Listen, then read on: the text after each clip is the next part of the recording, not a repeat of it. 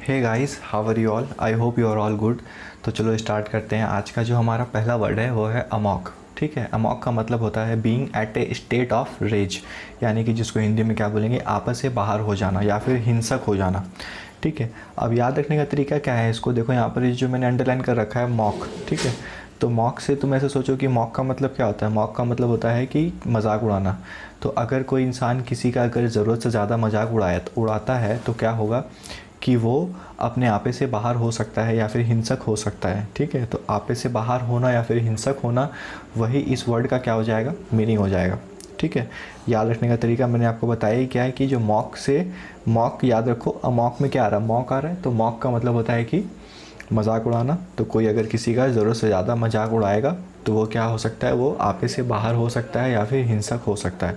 तो आपे से बाहर होना या फिर हिंसक होने को ही क्या बोल देंगे, अमॉक। ठीक है, next word is emulate. Emulate का मतलब होता है ताबीज़, जिसको इंग्लिश में क्या बोलेंगे, तलिस्मान, या फिर इसको चार्म में भी बोलते हैं। ठीक है, अब याद रखने का तरीका क्या है इसको देखो, ये जो एम्यूलेट है ये बुलेट की तरह साउंड करता है। Emulate sounds like bullet.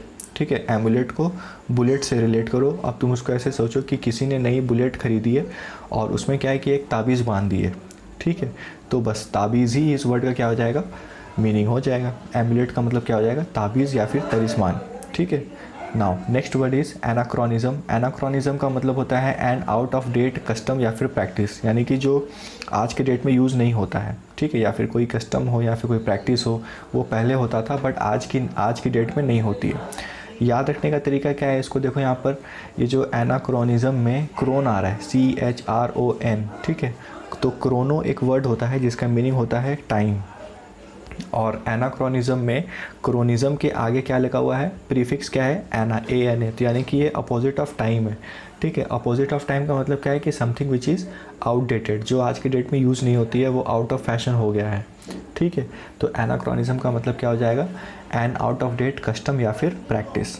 Alright, okay, तो चलिए नेक्स्ट वर्ड की ओर बढ़ते हैं। तो जो हमारा नेक्स्ट वर्ड है वो है एनाल्जेसिक। एनाल्जेसिक का मतलब होता है रिलीविंग पेन, यानी कि पीड़ा हरने वाला या फिर पीड़ा हटाने वाला। ठीक है, यानी कि जो क्या करे कि दर्द को कम करे। ठीक है, अब इसको याद रखने का तरीका क्या है देखो, यहाँ पे एनाल्जेसिक जो है उसको मैंने ऐसे ब्रेक कर दिया है कि एनाज लेग इज़ सिक। ठीक है, एनाल्जेसिक को ऐसे ब्रेक कर दिया हूँ, एनाज लेग इज़ सिक, ऐसे करके इसको देखो। तो एना मान लो यहाँ पर एक लड़की का नाम है, और एनाज लेग क्या है, वो सिक, यानी कि जो एना का पैर है वो दर्द कर रहा है।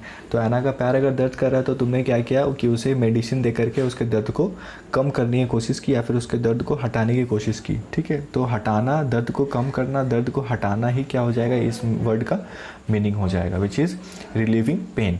Okay, now next word is anarchist. Anarchist का मतलब होता है ए रेबल, यानी कि जो विद्रोह करे। ठीक है, या फिर a person which is who is against law और गवर्नमेंट, एक ऐसा इंसान जो कि सरकार के खिलाफ हो।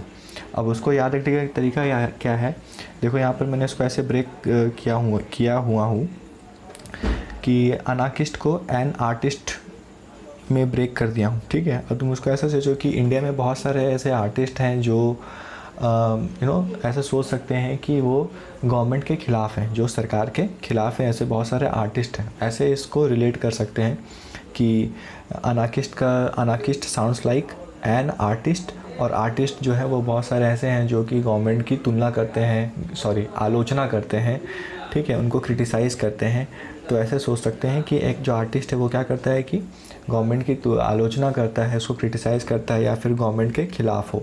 तो अनाकिस्ट का मतलब क्या हो जाएगा, ए रेबल या फिर person who is against law या फिर गवर्नमेंट। ठीक है, now next word is anathema. Anathema का मतलब होता है अभिशाप, यानी कि श्राप हो या फिर कर्स।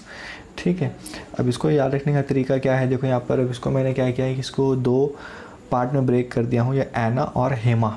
ठीक है, एनाथेमा में टी को भूल जाए एक सेकंड के लिए, टी को गैप कर दो तो, और इसको दो पार्ट में अलग अलग करो तो ये क्या बनेगा, एना बनेगा और हेमा बनेगा। ठीक है, तो ये मान लो कि ये दो लड़कियों के नाम है, एक का नाम है एना, दूसरे का नाम है हेमा। अब तुम इसको ऐसे देखो कि तुम जो हो दो लड़कियों को एक साथ प्यार करते हो, हम एना को भी प्यार करते हो और हेमा को भी प्यार करते हो।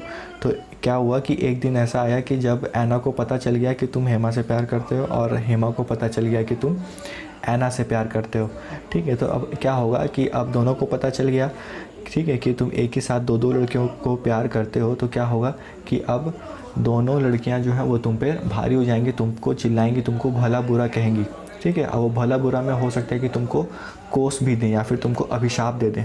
ठीक है, तो बस हो सकता है कि अभिशाप दे दे, तो अभिशाप ही इस वर्ड का क्या हो जाएगा, मीनिंग हो जाएगा, विच इज़ अभिशाप, या फिर इंग्लिश में क्या बोलेंगे, कर्स। ठीक है, now move on to the next word. Next word है एंसिलरी। ठीक है, एंसिलरी का मतलब क्या होता है, एंसिलरी का मतलब होता है सहायक या फिर सपोर्टर। ठीक है, अब इसको याद रखने का तरीका क्या है, देखो यहाँ पर मैंने एंसिलरी में जो लास्ट में LARY है, लरी को उसको अंडरलाइन कर रखा है। लरी से तुम सोचो लोरी। ठीक है, लोरी मतलब क्या है, एक जो बहुत बड़ी ट्रक होती है उसको हम लोग क्या बोलते हैं, लोरी भी बोलते हैं उसको, जिसमें बहुत सारे सामान लोडेड होते हैं। अब उसमें क्या है कि जो लोरी में बहुत बड़े बड़े ट्रकों में क्या होता है कि ड्राइवर के अलावा उनके साथ 2-3 लोग और रहते हैं जो कि उनके हेल्पर रहते हैं। ठीक है, क्या बोला मैंने कि लरी से लोरी सोचो, लोरी मतलब कि जो बहुत बड़े वाली ट्रक होती है उनको लोरी बोलते हैं, और जो लोरी है या फिर जो ट्रक है उसमें क्या है कि एक ड्राइवर रहता है और उनको ड्राइवर को छोड़ करके 2-3 लोग और रहते हैं जो कि उनके हेल्पर रहते हैं ड्राइवर के। ठीक है, तो हेल्पर रहते हैं मतलब उनके सहायक रहते हैं या फिर सपोर्टर रहते हैं।